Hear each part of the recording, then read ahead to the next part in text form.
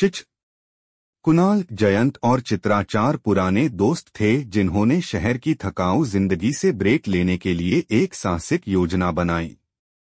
उन्होंने तय किया कि वे एक घने जंगल के बीच स्थित झील के पास जाकर कैंपिंग करेंगे।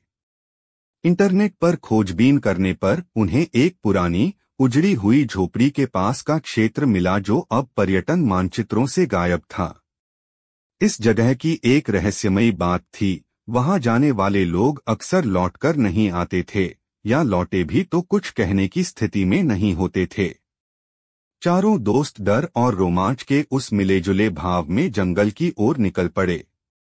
झील तक पहुंचने का रास्ता काफी कठिन था। पगडंडी कंटीली झाड़ियों और अजीब सी चुप्पी से भरी हुई थी। पक्षियों की चहचहाहट तक जैसे उस इलाके में नहीं थी। जब वे झोपड़ी के पास पहुंचे तो सूरज ढलने लगा था। झोपड़ी टूटी फूटी मगर मजबूत थी। सबने टेंट वहीं झोपड़ी के पास लगाया। रात को जब उन्होंने झील के किनारे अलाव जलाया, तब चित्रा ने सबको एक लोक कथा सुनाई जो उसने अपनी दादी से सुनी थी। इस जंगल में एक आत्मा भटकती है जिसे अपने मरे हुए बच्चों की तलाश है। वह हर नए आगंतुक को अपने बच्चों का दुश्मन समझती है। पहले तो सब हंसे, मगर आधी रात को जब कुणाल को झील के पास किसी के रोने की आवाज सुनाई दी, सबके चेहरे से हंसी गायब हो गई। अगली सुबह जयंत लापता था। उसका टेंट खुला था, मगर उसके जूते अंदर थे। खोजबीन करने पर झील के किनारे मिट्टी में खून के धब्बे और खरोंच के निशान मिले। चित्रा ने कहा कि यह आत्मा का काम हो सकता है, लेकिन रोहित और कुणाल ने माना कि शायद जयंत जंगल में भटक गया हो। दोनों उसकी तलाश में जंगल में निकल गए। लेकिन जब वे झील से थोड़ी दूर एक पुराना कुआं देखते हैं तो वहां दीवार पर लिखा होता है, अब तुम बचे नहीं हो। झील की सतह पर उसी क्षण बुलबुले उठते हैं और एक परछाई कुएं से बाहर झांकती है। कुणाल को अचानक ऐसा लगा जैसे कोई उसकी गर्दन के पीछे सांस ले रहा है। वो पलटा, मगर वहां कोई नहीं था। तभी रोहित ने एक पुरानी किताब देखी जो झाड़ियों में दबी हुई थी। किताब पर लिखा था, चिच की कथा।